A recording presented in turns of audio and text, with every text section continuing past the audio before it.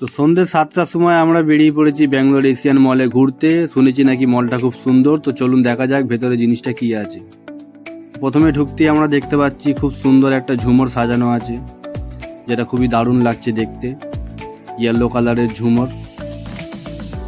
আর এইখানে এই হলটা সিলিংটা খুব সুন্দরভাবে গোল্ডেন পেপার ব্ল্যাক পেপার দিয়ে ডিজাইন করা আছে, খুবই দারুণ লাগছে দেখতে, খুবই সুন্দর।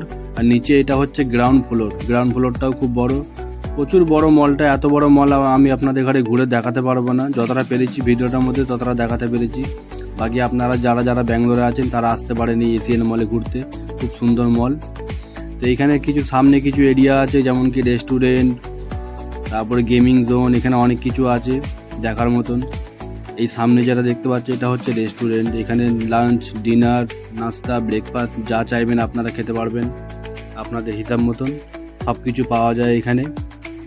এরপর আমরা চলে এলাম গেমিং জোনে, যেখানে খুবই সুন্দর সুন্দর গেম খেলা হয়, বড়রা বাচ্চারা সবাই খেলে।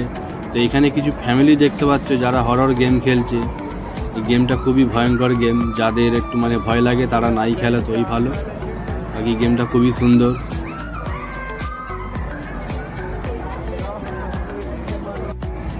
আর এখানে দেখতে পাচ্ছ আমার ভাগনা উঠে পড়েছে বাইকের মধ্যে গেম খেলতে। ওর এইসব গেম খুব পছন্দ, খুব ভালোবাসে এইসব গেম খেলতে, বাইক রেসিং, কার রেসিং, সব রকম গেম ও খেলে। ওর খুবই পছন্দ হয় এইসব গেমগুলো খেলতে, আর ও খেলেও ভালো।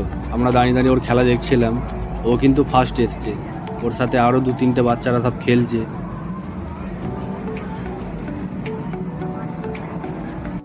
আর এই গেমটা কি গেম একটু আমাকে কমেন্টে জানাবে। হ্যাঁ, এই গেমটা কিন্তু খুবই দারুণ, খেলতে ভাল লাগে, বাকি এর নাম আমি ঠিক জানি না।